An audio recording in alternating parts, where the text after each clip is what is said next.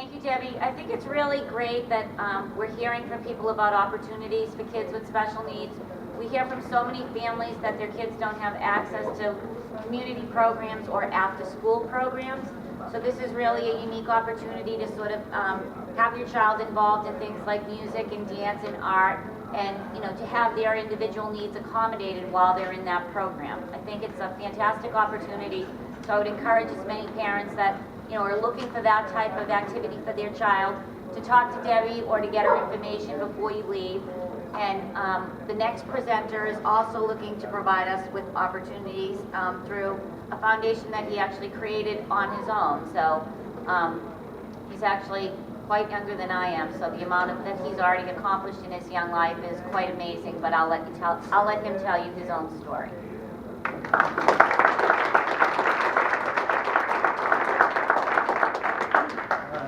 Hi everybody, my name is Tim Enfield and I'm a junior at UMass Amherst. I am the founder and I guess executive director of Think Alive Foundation, as cool as that sounds. What we do is we provide grants for extracurricular activities to disabled youth to pursue a passion they might have. And we do so in a very holistic manner.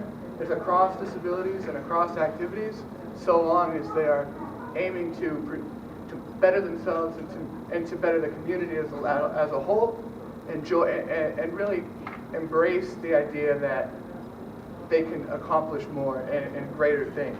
A little bit about the history of it. I founded it, I created it in 2010, 2 years ago, as a freshman at my prior university, Wake Forest, down in North Carolina. And it became a means for me to fill a void I saw. I have cerebral palsy myself, and I felt that a lot of the funding sources available to individuals with disabilities was so limited, you almost could never get it. It was very regularly, these family foundations put scholarships have scholarships available, but they're geographically based, they're age-based, they're disability-based, and it appeared as though there was a definite need for something that could help anybody, whether or not they had a specific disability or not, whether you were blind, deaf, whatever it might be. And so Think Alive is that. Furthermore, Think Alive is also designed to fill the void of extracurricular activities that so often can go under the radar and missed with the other expenses that parents and families might have with special needs children. And so that's the primary focus. In terms of what we've done, we've awarded 25 grants to date across actually 7 states, if you can believe that. These grants have gone to individuals with cerebral palsy, cystic fibrosis, epilepsy, what else? Muscular dystrophy. We actually just did a grant presentation up in Vermont on Saturday that went extraordinarily well. And these activities ranging from acting, drama, archery, sports, athletic, theater, art, you name it, as long as it's something to get them out, get them doing it in a manner that is extending themselves, we're all for it. That's the long and short of it. We brought up several team members around. Kenny Francis over there, and Dean Curran, and myself as well, are all open to answer questions. Please approach us. We're here to help you guys and help the community learn about how they can get involved and how they can fund activities that otherwise might not be accessible. Because there are wonderful opportunities, but we're hoping to expand and allow more people to do this. We have applications available here. We have packets for both in Spanish and English for individuals to take home read. We have a website, thinkalive.org, that would also provide additional information, and we have handouts that have all that information on that. So at this time, I'd like to hopefully just open it up to questions, because as the organization itself, we really want a two-way dialogue to create collaborative activities and really get input both ways so that we can develop something special together. And are there any questions that we can start off with? Sure. What is the current age? It says disabled youth. Yeah, so disabled youth to us is 21 and under. So and we've had grants awarded. Actually, Chrissy was our youngest. We awarded a grant to Chrissy Gately over at the Henderson Inclusion School about a year ago now, and it was a very special thing. She was 5.5 at the time, I believe, and so we funded individuals anywhere between. Our oldest at this point has been 20, but realistically, as long as that's the age range, but primarily our most common is between 10 and 15, but as long as they're trying to grow, there's no issue, no preference within that age. What is the range in the size of the grants or the average? So the range is between $100 and $500 in size. We've developed special programs with the Amherst SpedPac and out our way, where we've capped it at 150, and for individuals,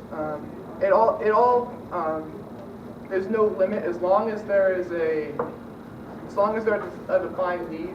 Up to $500 we will fund it, or we'll look at it at least. Obviously, not everybody can receive our grants due to our size. It's a small organization, but we're looking. We've got it all set up now.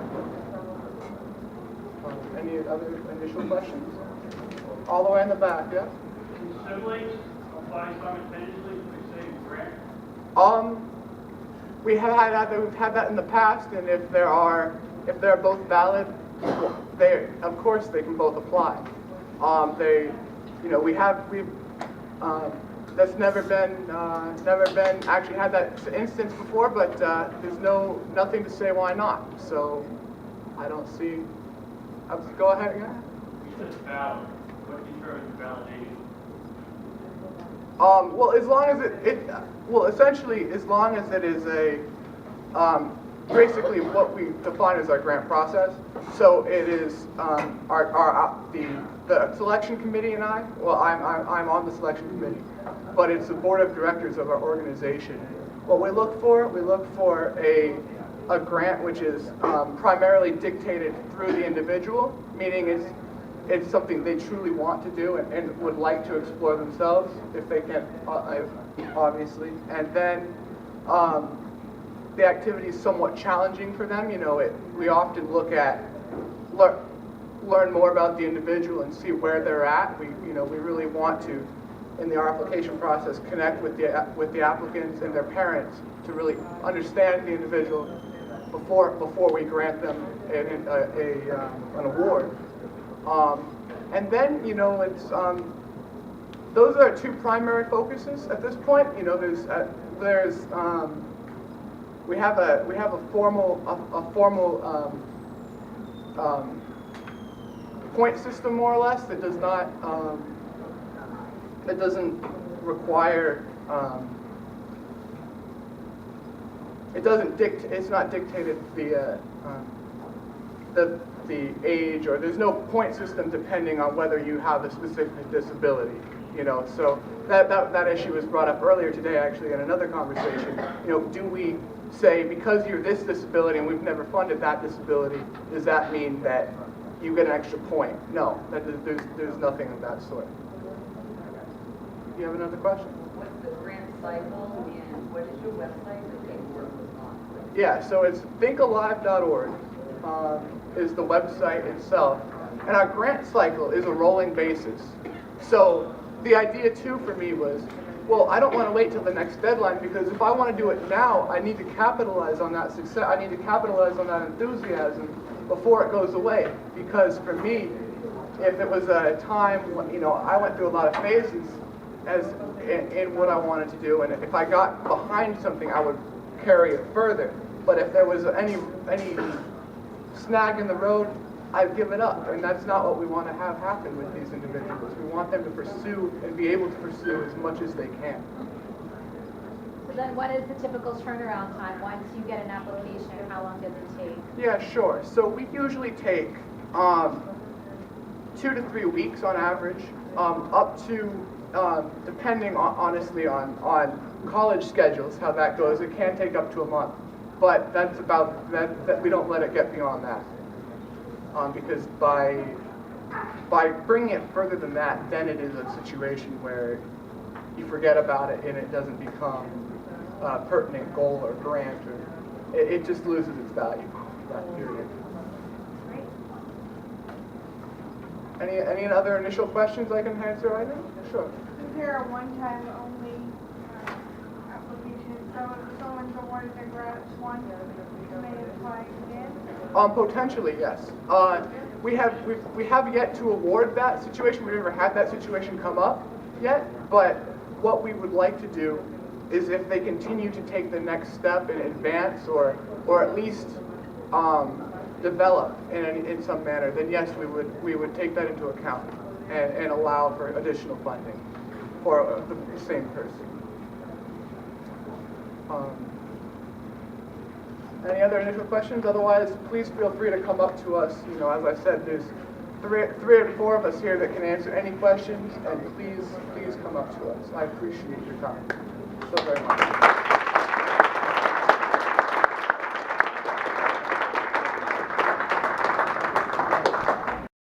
Absolutely fabulous and very much needed, especially by our community. So the fact that there are opportunities for grants to help children actually, explore opportunities that they're interested in, that they might not otherwise have access to except for such a grant.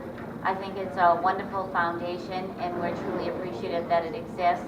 And Tim actually reached out to us, which, that's just incredible that he said that he wanted to be involved with Boston families and help where he could. So thank you very much for the opportunity, Tim, and we appreciate your being here.